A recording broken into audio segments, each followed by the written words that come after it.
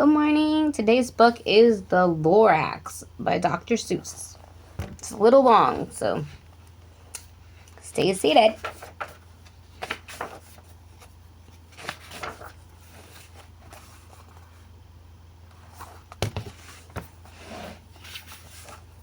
The Lorax by Dr. Seuss.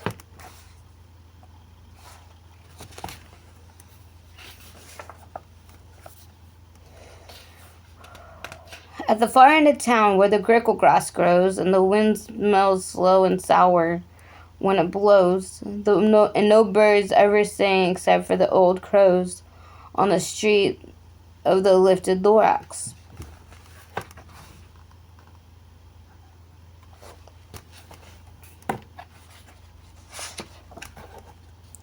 In the grickle grass, some people say, if you look deep enough, you can still see today where the Lorax once stood, just as long as it could, before somebody lifted the Lorax away. What is the Lorax, and why was it there, and why was it lifted and taken somewhere? From the far end of town, where the grickle grass grows, the old Onceler still lives there. Ask him. He knows.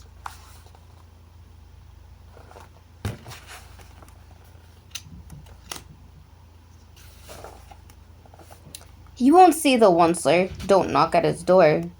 He stays in his lurkum at the top of his store. He lurks in the lurkum, cold under the roof, where he makes his own clothes out of muffered moof. And on special dank midnights in August, he peeks out the shutters, and sometimes he speaks and tells how the Lorax was lifted away. He'll help you politely. He'll help you perhaps if you're willing to pay. Like I said, it's a tongue twister, so I might need to take a sip of water in a moment. On the end of his rope, he lets down a tin pail, and you will need to toss in 15 cents and a snail, and the shell of a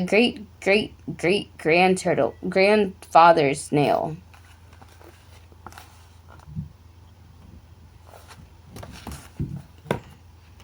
Excuse me.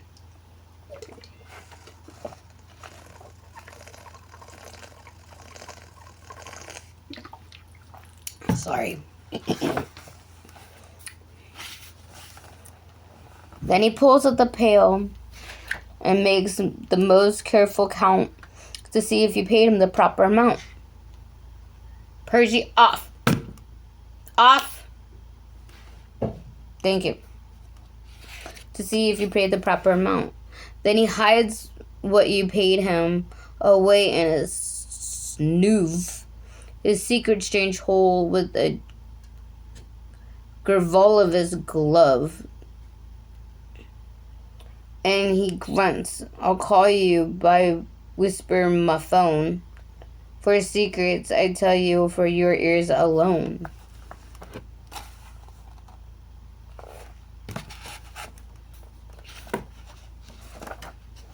Slurp. Down slurps the old whisper my phone to your ear, and the old Onceler whispers are not very clear, since they have to come down through a snurgle-glass hose. He sounds like he's smallish and has bees up his nose. Now I tell you, he says, with his teeth sounding gray, how the Lorax got taken away. It all started back such a long time back.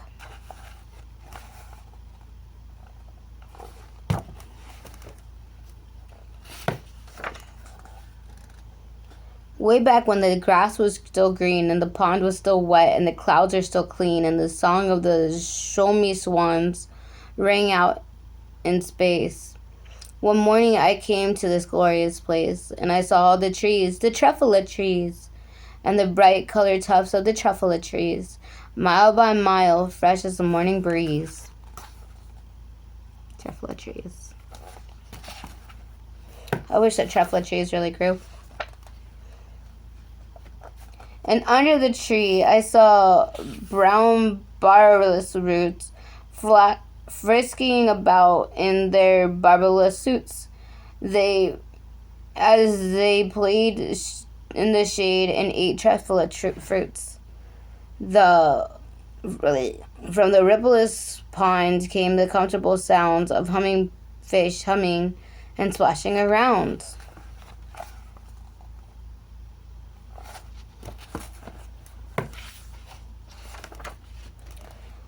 But those trees, those truffled trees. All my life I had been searching and searching for these.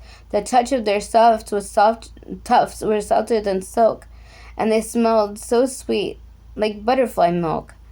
I felt a great leaping of my heart, and with joy, I knew at once I had to put one in my cart, and I unloaded my cart.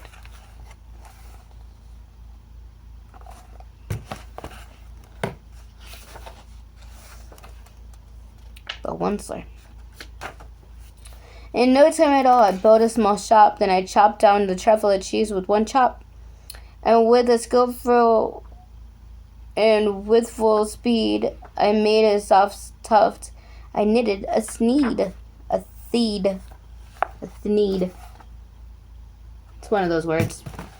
It's either a sneed or a thneed. The instant I finished, I heard a gazap. I looked, and there was a strange pop in the stump where the tree that I just chopped down, and a sort of old man. Describe him, that's hard. I don't know if I can. He was shortish and oldish and brownish and mossy, and he spoke with a voice quite sharpish and bossy.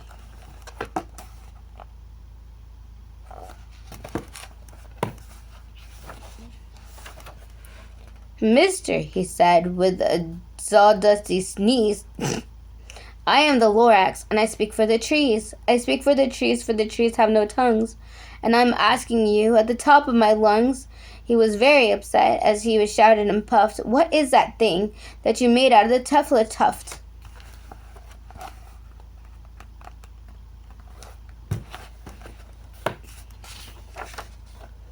Look, Lorax, there's no cause for alarm. I chopped down one tree. I'm not doing any harm. I'm being quite useful, for this thing is a sneed, and a sneed finds something that people will need. It's a shirt, it's a sock, it's a glove, it's a hat. It has all those uses, and far beyond that.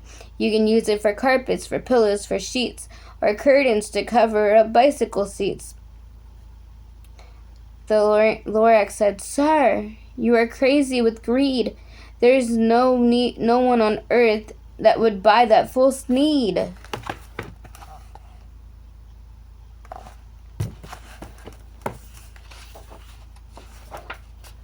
The next minute I proved that he was just wrong, and that next minute a chap came along. He thought about the sneed that I had knitted was great, and he happily brought it for $3.98. I laughed at the Lorax. You poor stupid guy. You never can tell what some people will buy.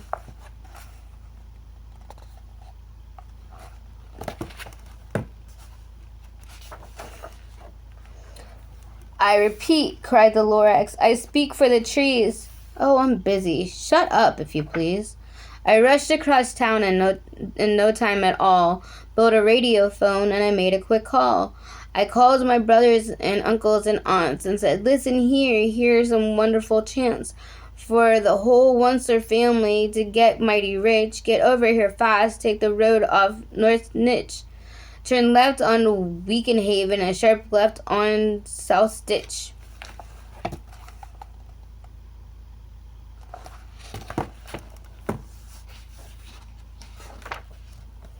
And in no time at all, my factory was built. The old Onceler family was working full tilt. We were knitting sneeds, just as busy as beads, to the town of chopping of chestnut trees.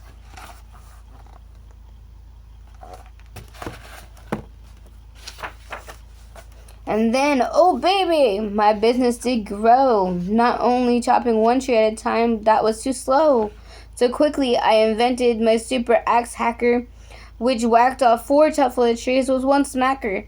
They were making sneeds 4 at a time as before, and the Lorax, he didn't show up anymore.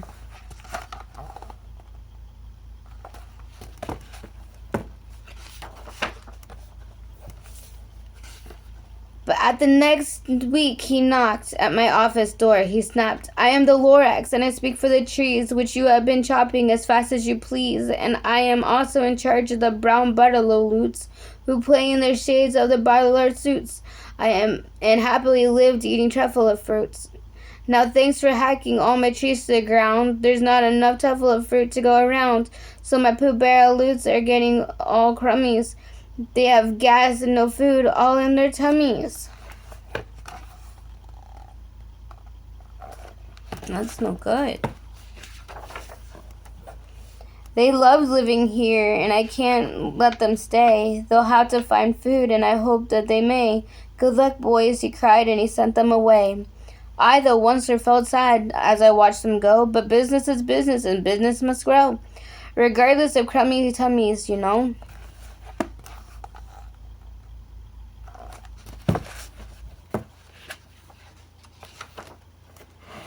I meant no harm, and I truly did not. But I had to grow bigger and bigger I got. I biggered my factory, I biggered my roads, I biggered my wagons, I biggered my loads. The sneeze I shipped out, they were shipping them back and forth and south and east and west and north. I just went on biggering, selling more sneeds. I biggered my money, which everyone needs.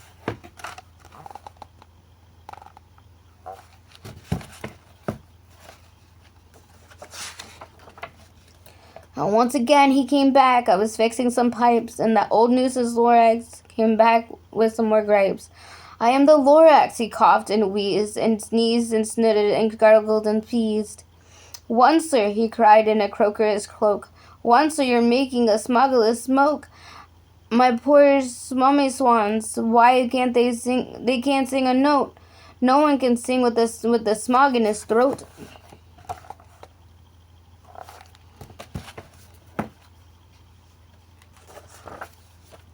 So the Lorax, "Please pardon my cough. They cannot live here, so I'm sending them off." "Where will they go?" I don't hopefully know. "They might fly for a month or a year to escape the smog that you smuggled up here."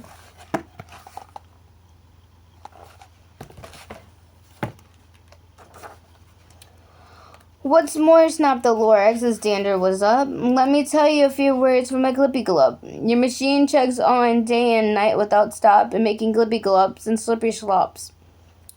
And what do you think you do with this leftover goo? I'll show you, you dirty old monster, you."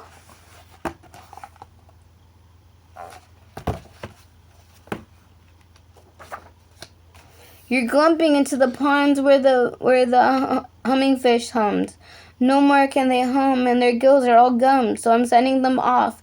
Their future is dreary. They'll walk on their fins and woefully weary in search of some water that isn't so smeary."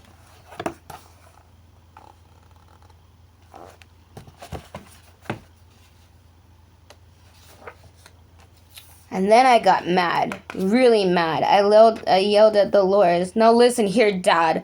All you do is yip yap and say, bad, bad, bad, bad, bad. Well, I have my rights, sir, and I am telling you, I intend to go on doing what I do. And for your information, you Lorax, I'm fliggering and biggering and biggering and biggering. Turning more truffle trees to sneeze is what everyone needs."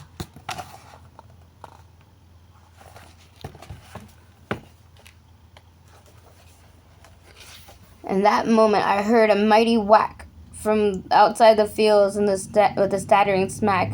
An axe on the tree. I heard the tree fall. That was the last of the truffle trees. Of them all.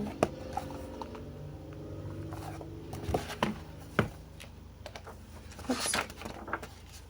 No more trees, no more sneeds, no more work to be done. So in no time my uncles and aunts, everyone was gone. They waved me goodbye and jumped in their cars and drove under the smoke staggered stars. Now all that was left beneath the bad-smelling sky was my big empty factory, the Lorax, and I.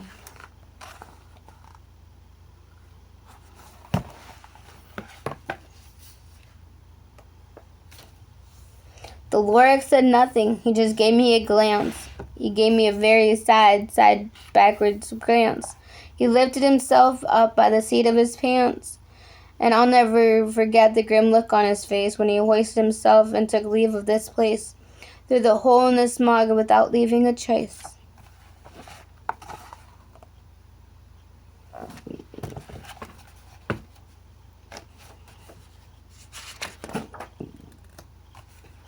All the Lorax was left here in a mess, with a small pile of rocks and one word, unless.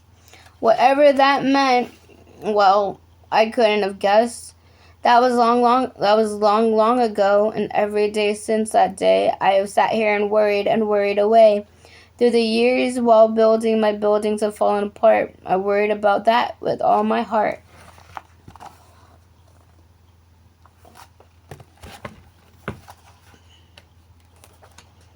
But now, said the onceler, now that you are here, the word the Lorax seems perfectly clear.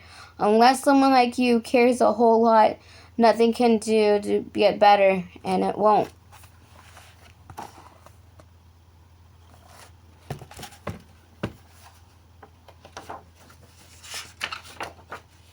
So catch, said the onceler, and he let something fall.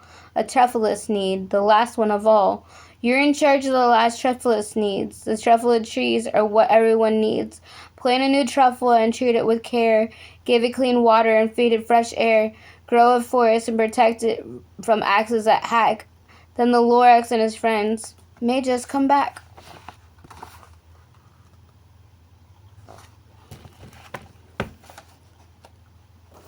The end. Have a great day, guys.